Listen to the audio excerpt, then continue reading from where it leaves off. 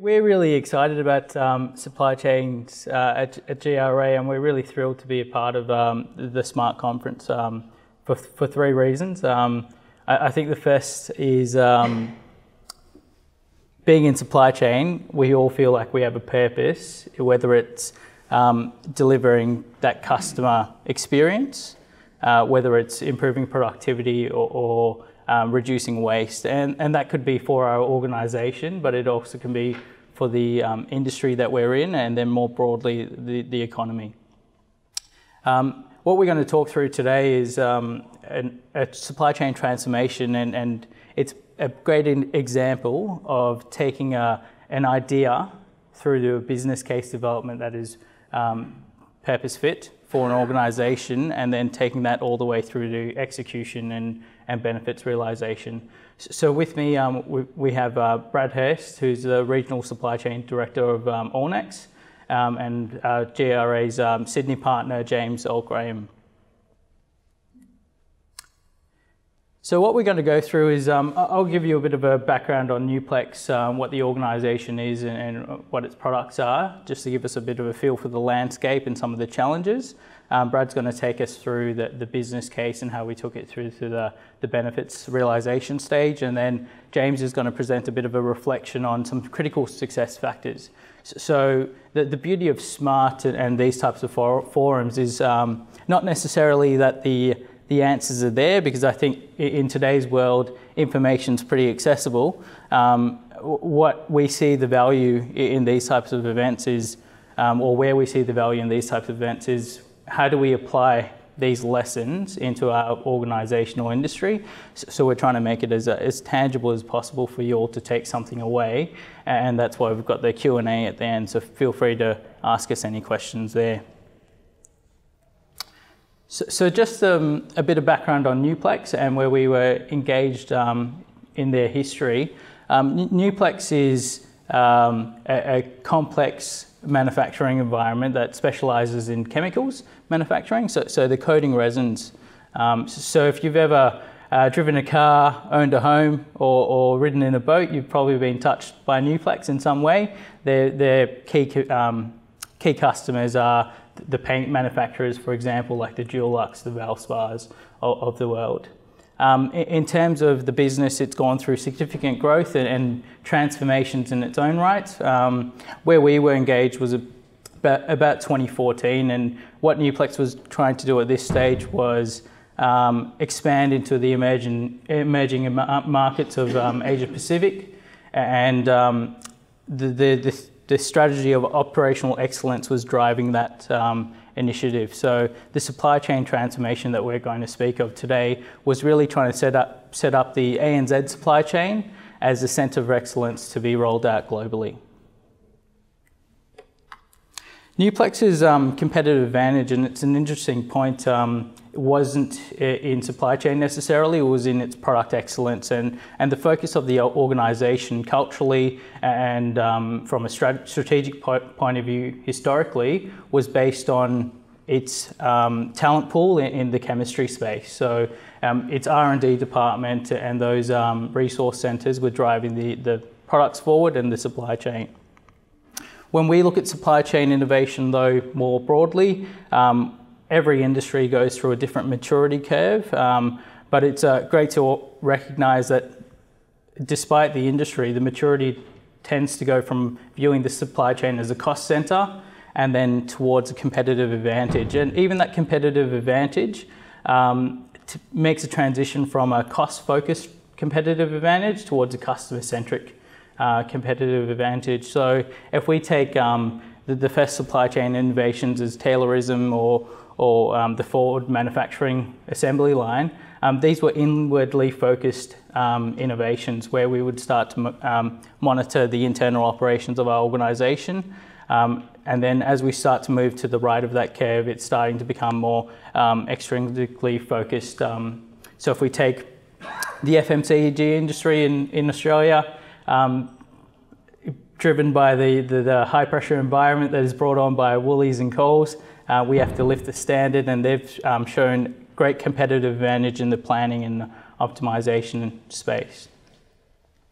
The reason that I wanted to touch on this is for every industry, there's lessons to learn for other industries. So if we take the Nuplex example, there's elements of this that we picked up on for this transformation program. So elements like MRP, DRP, the transport load consolidation, integrated business planning, demand-driven supply chains, and also the RFID, track and trace.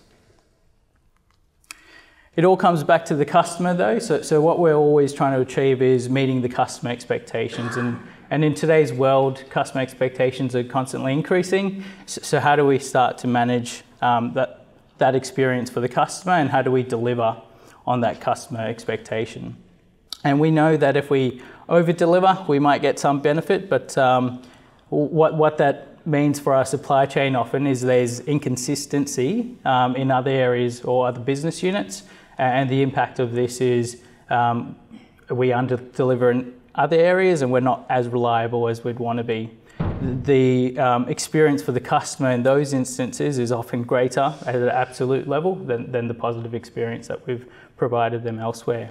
So a real linchpin that we want to focus on today is that sustainable competitive advantage through customer experience. So how do you set up a customer value proposition to deliver customer value consistently? And Brad will touch on this, but a key insight out of this organisation was reliability was the focus, not necessarily the responsiveness element. So what we looked to do out of this was operationalise a customer value proposition. So customer value propositions can be quite a philosophical discussion, but how do we then systematise that customer value proposition, build it into our process? So if we have availability targets, how are we building in those availability targets into our systems or a targeted process to drive then a service level outcome for particular inventory levels or customers? Exactly the same in terms of responsiveness. If we have a responsiveness target to our customers, how do we then design our network to then leverage that responsiveness and execute to that responsiveness target? To deliver to a customer value proposition though, you need to have a supply chain to meet that target, but unfortunately in this instance we were walking into a culture where supply chain wasn't a competitive advantage, as we mentioned, so we had to introduce a supply chain structure that was going to drive this initiative forward. So the management team recognised this, and they recognised that production and commercial had embedded within them the supply chain elements. We were then to culturally and through the organisational structure bring those elements into the supply chain so we can put in place the accountability layers to then drive ownership around inventory and service level. And with every supply chain structure, we need a good leader, and that's probably as good a handover as any to introduce you to Brad Hurst, who led the Supply Chain Transformation Programme. So I'll try and put a bit of a client perspective on our transformation program. Effectively, all of these transformations start somewhere. There's always a catalyst for a transformation, and for us, it was a customer survey that we ran in February 2014. The results from that survey, our customers pretty much told us that the things they value most are reliability of supply, delivery on time, quality, and proactive communication. Interestingly, price was a bit further down the list. They also told us that we weren't too brilliant at that, but interestingly, they told us that our competitors weren't very good at it either. So what we saw out of that was an opportunity to drive competitive advantage. So between February and towards the end of 2014, we tried a number of tactical initiatives. We tried S&OP, and we got that wrong because we didn't really understand how to do it properly. We tried a number of transport initiatives which were really more reactive than planned. And then finally I actually joined the company in September 2014, and the first thing I did was, as Shanaka mentioned earlier, is reshape the supply chain team into an end-to-end function. So I took people out of commercial and production and put them into supply chain. And I actually engaged GRA to perform a diagnostic on our business and look at our supply chain in particular.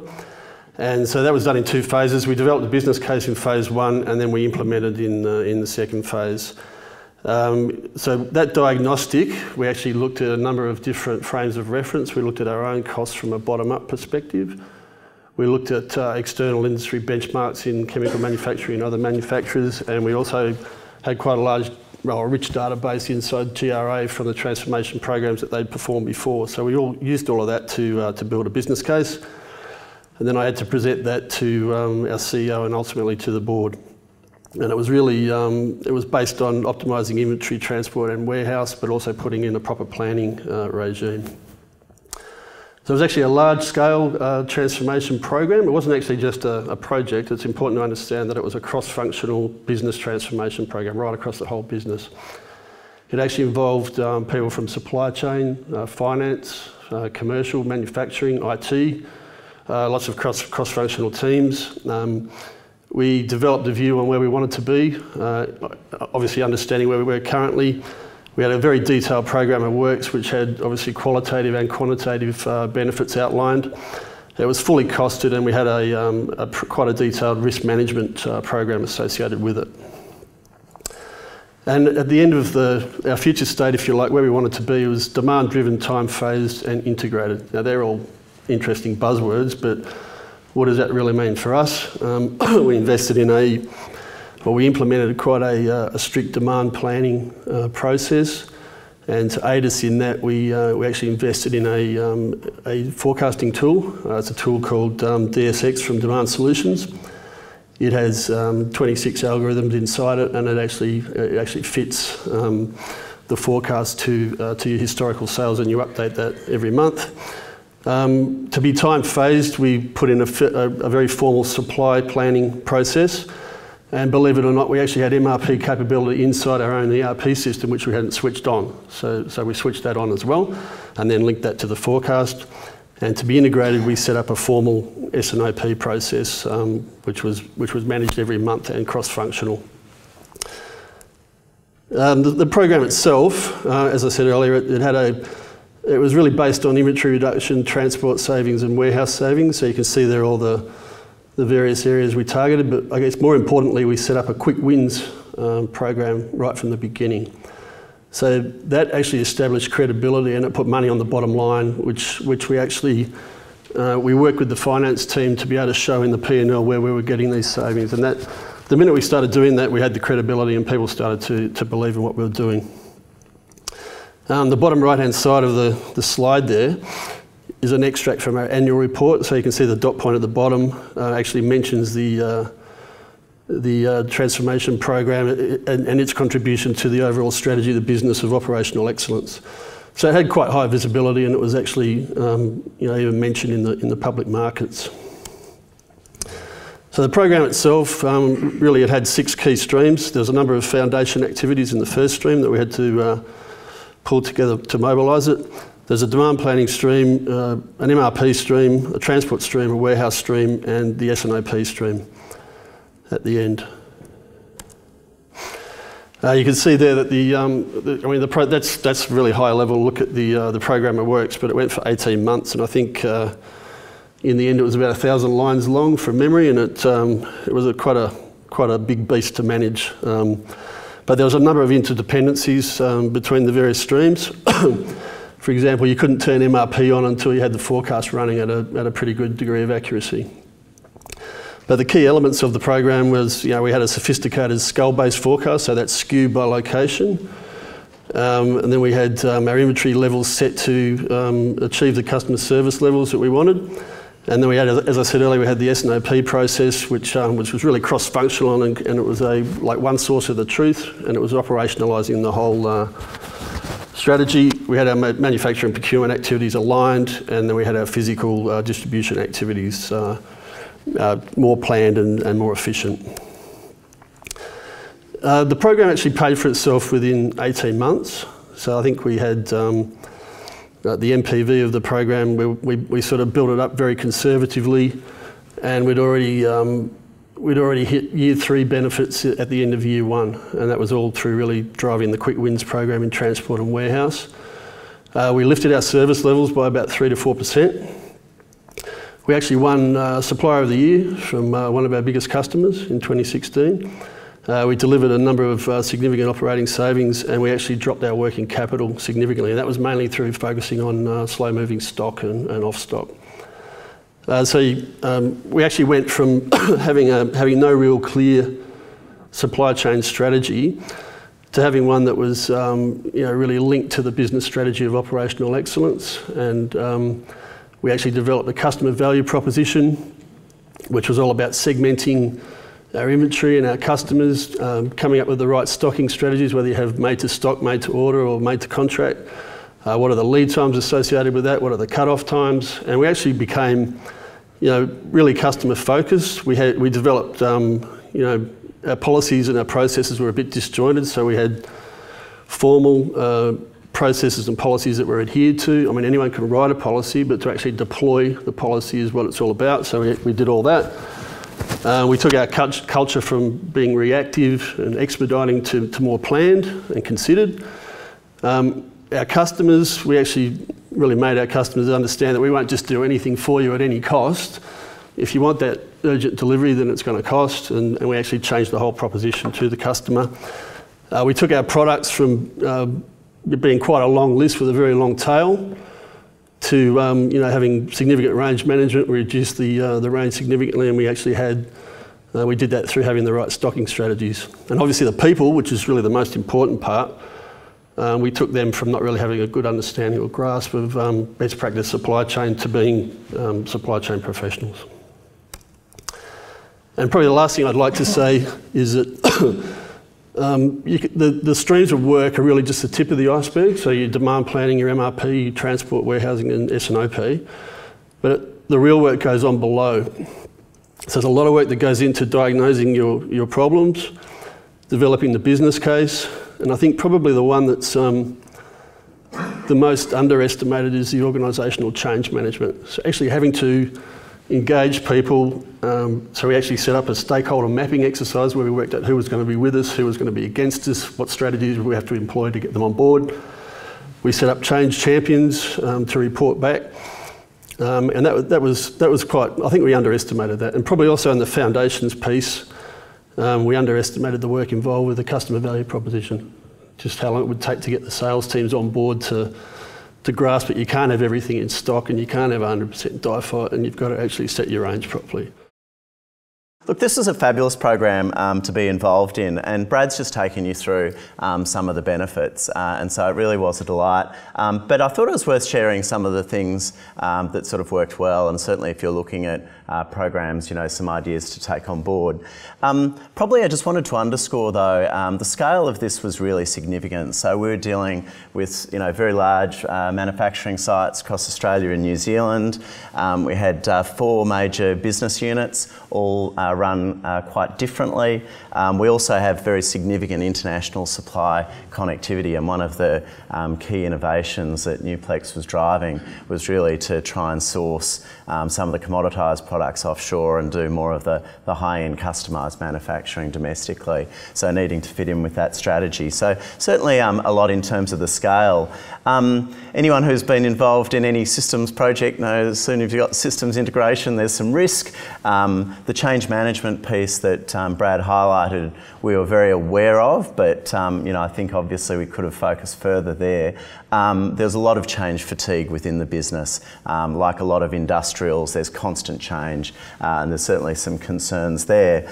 And then in terms of the complexity, again, probably familiar to many in the room, a very highly customised ERP system that we needed to work with. In terms of tying down the new processes, the old processes weren't well defined, and they were different across those different parts of the business, so not clear starting points. And also, as Brad highlighted, in terms of the customer offer, very highly customised offers that we need to be clear on and support. So there was certainly an element of complexity risk that we needed to deal with across the project. And I think by managing some of those elements, we really were able to deliver the outcomes that Brad articulated. In terms of those things that worked well, the first was really around understanding the need. And the diagnostic was a fabulous way of getting the executives and everyone on one page. It also tied the project team to the outcome, so having to present to boards and things like that certainly focuses your mind on making sure you can deliver it. But it was a really important process for us in terms of getting everyone on one page and understanding what could be. Directly related to that was really getting executive buy-in. And as Brad mentioned, there'd been some other initiatives tried in the past within the business. And we went from a situation of, maybe we could continue and do nothing to that customer survey saying, you need to change. And so once we had the executives on board that the program was possible, they were really supportive of what we needed to do. And we had a skyhook, which was the overall strategy of operational excellence. So the supply chain transformation could be a real key enabler of that. So we had good engagement from the executive team to push through. That became important. There was the usual restructures and organisational changes that we had to navigate over that 18-month period. The other thing Nuplex recognised was that they needed a range of partners to support them in the transformation. So Brad went for a best-of-breed approach. So we were involved obviously in the overall consulting, but there were specific change consultants who were engaged. We had an external project manager who was also engaged. So really trying to tap into expertise to drive the program and making sure that people were bringing deep subject knowledge to the project. The other element of choosing the right partners though was internally. We had to be very closely aligned with IT. We needed a close finance partner, etc. So making sure those linkages were really clear. And those were really important to us, especially when you run into the usual challenges, especially around the systems implementation. The project governance was very well articulated from the start in terms of having the steering committee in place, as well as that external project manager overseeing the project plan and risks. That really enabled us to elevate issues as they occurred. And as I mentioned earlier, we had good support from the executive to really help resolve some of those issues. Probably a point of difference to some other programs I've seen and been involved in, where this piece really did work particularly well. So it's a good model, I think, that was utilised. Another point which I think worked really well is we really needed the program to stick within the business. And so what we needed is, say, for the demand planning work stream, was we identified one of the key people within the business who we saw as a high performer to lead that work stream and to own the outcome. So that made it led by Nuplex people, owned by Nuplex people, and supported by whether it was external consultants or internal partners to help deliver the outcome. But that worked really well because that meant they were designing for the future, and that level of ownership was there. Then all the rest of us were really there to support those people in driving the implementation. And when you talk often at the end of a project about how do you transition to BAU, and that can be a bit of a sticking point, this worked really seamlessly because it was the day job of many of the stream leads to actually be accountable for the areas that they had within the transformation program. The change management Brad mentioned, we did know we were coming into a significant challenge, but certainly we had to resource this up as we went along. So we had a vision as to where we wanted to go, but really we had to iterate that vision and be able to communicate it in a number of different ways. So initially we started with sort of top-down communication and engagement, but what we found as we went on was it was much more effective to have a large amount of, if you like, bottom-up fed change management. So we established the change network across the business, and as I mentioned, it's quite a diverse business. And so those people were in the different sites, in the different business units, working with us to help align people and drive change throughout. And then that was supported by a more detailed communication strategy. Those pieces came together really nicely. The other bit though, that again we really beefed up on the way way through was the training. We were coming from a very inconsistent knowledge base, so really investing in that really helped a lot of the changes stick. It also helped people understand why we were trying to do what we were doing. So those things, I guess, I'd just underscore if you're looking at a program, especially in that sort of diversified space, as perhaps some areas not to overlook. And then obviously celebrating milestones. You know, we had a number of those as we went along. There's always the day when you flick the switch and the new tool works, yay! But you know, making sure that we were able to celebrate those as we did the rollout. Brad was, you know, fantastic at pulling people together and being able to find opportunities to celebrate. Given that a lot of the time we're asking people to do their day job plus, that was a really important part of the program and a really nice thing to do for our people, because the other thing, of course, is you know, we didn't want turnover of those key staff as we worked our way through. So that worked well. People really like benefits trackers and things like that. It was fantastic to be able to show the results, hitting the bottom line, hitting customer service level as we progressed through the program. And as always, throughout the program there was the unexpected. So one of our pilot sites got sold off through some M&A activity.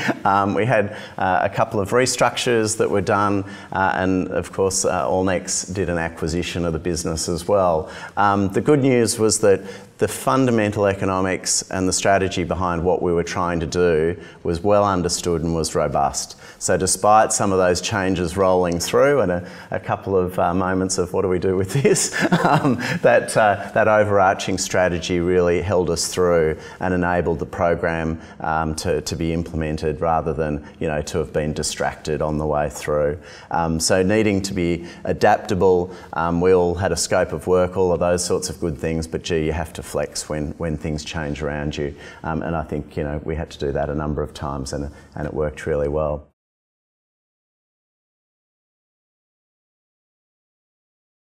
Well, it was deliberate because we didn't actually have the forecasting process in place or the MRP switched on. So it was difficult to run a monthly SOP process where you would actually go through, you know, looking at your forecast accuracy, your forecast bias. How does that transfer into you know, your utilisation, your capacity in your plants, and then how do you make trade-off decisions between the plants amongst the grid? So really it was chicken and egg. And I think I mentioned in one of the slides, we actually had an attempt in 2014. Somebody put in what they called a daily S&OP process, would you believe? So we had to actually change the mindset of what S&OP was. So, I mean, a daily S&OP meeting was really just our crisis production meeting, like how do we can't make this today, so what are we going to do?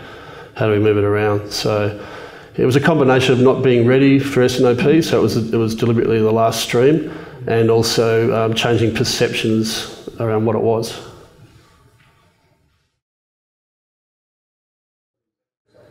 Yeah, so we have a monthly cycle. The first week we do all the demand reviews, so we've got 3 business units. So there's all the forecast closes on the 5th working day, and then at the end of the first week we sign off on the forecast, which is, so there's a stat forecast in the tool, and then that's overridden by the sales teams, and then that gives the agreed forecast. We have a demand review for all of those. Second week we have a supply review across the 3 plants. Third week we have what we call a resale review, because we do a lot of resale as well, and then we have the pre-SOP, and then last week we have the exec review.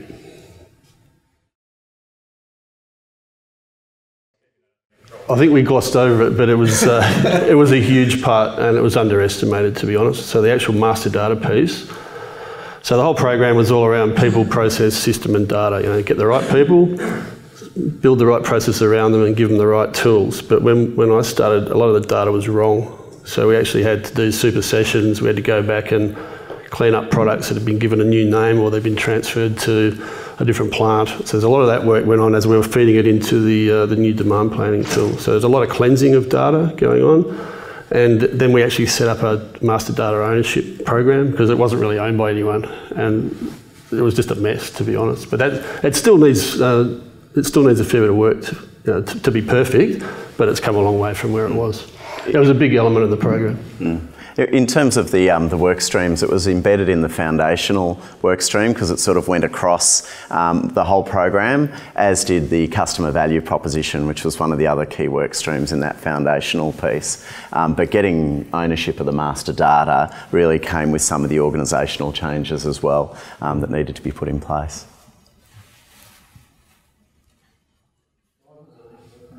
Not a great deal, no. We have to sort of live with what we've got, so to speak. It's a chemical manufacturing business with reactors that were built in the 60s. So, you know, a 10-tonne batch is a 10-tonne batch. You just have to really, you got to live with that and manage what you don't sell from the batch with the customer more than anything. Prior to this program, we actually had another project which was all about right-sizing our capacity. So we had, if you like, too much capacity around Australia and New Zealand, so we actually had to close a number of plants because volume did actually migrate to Asia. So we did it at a holistic level, but getting down to an individual plant, I mean, there's obviously waste programs going on and accuracy, like Six Sigma programs and that going on in the business, but we didn't really change too much around the batch that we're making.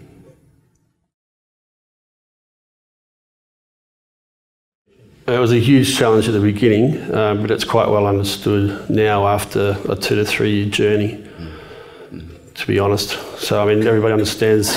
We had to explain that, you know, MRP is all around having a master plan, a BOM, raw material, lead times, you know, all the obvious things that everyone in the room knows. But if you're not someone that's been a supply chain professional for many years, you don't know that from day one.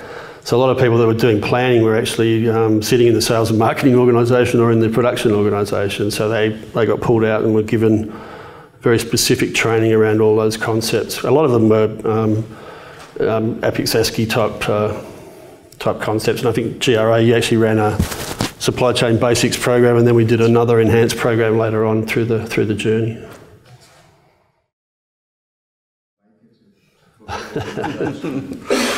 No, that's a tough one. Yeah, no, there was we had to change a couple of stream leads early in the process, which actually set us back. But fortunately, we recouped. We recouped the lost time.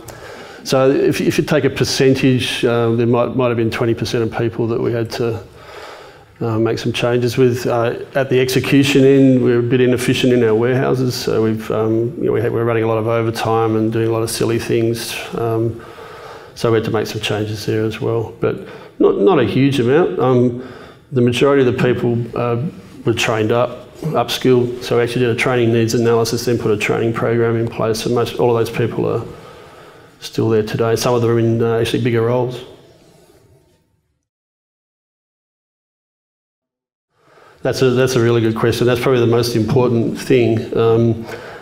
Fortunately, my boss, the president, the ANZ president, came out of a larger chemical organisation where all these concepts have been running for 15, 20 years. In fact, this stuff's been around since the 80s. It unfortunately kind of slipped past our company in the early days. But he came from a bigger organisation, understood, so I got his buy-in from day one. Then we did significant training across the what we call the Australian executive team, which I'm a member of. Then we sold it to our CEO, and then he was happy enough to take it to the board. So it was there's a bit of luck, but also a lot of good management as well. Yeah, I think, as I said earlier, most of these programs come from some kind of a catalyst, and I think the customer survey was the come to Jesus moment, if you like. We're not as good as we think we are.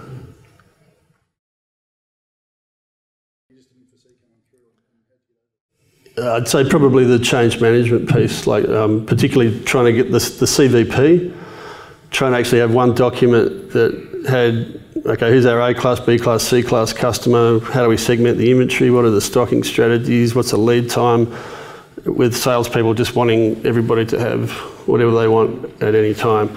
And if I had my time again, I think I said in one of the slides, we did a big bang approach, we did all of this together. If I had more money and more time, I would have done demand planning first and then put the MRP on and then done instead of trying to bring it all together. But we really underestimated how much time the CVP took to get one written and then have all the data right and then get the buy-in from the team. And with the CVP, was there a difference in the resonance with the sales force as opposed to sales management, or are they both equally as difficult? Equally as difficult.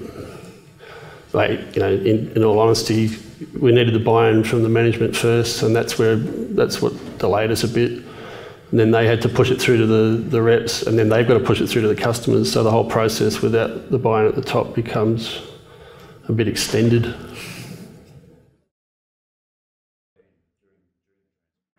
Oh, yeah, no, it was tough because people had to, as James said, do their day job, and then a lot of them took on project roles. So there's a lot of stress. There's a lot of late nights, and we had to actually manage emotions quite a lot with a number of people. But we got there in the end, and it actually it's quite well set up today. But there were moments through that whole process where it was, gee, this is tough, and we were lucky enough to have the support from above, and we had a very good governance structure. We met, all the stream leads met every week, and we went through the project timeline, and we pretty much on that day, there's a line, and if your tasks were to the left, you had to explain why they weren't to the right, and we just went through all that and still tried to manage people's emotions. But we had a couple of meltdowns, to be honest.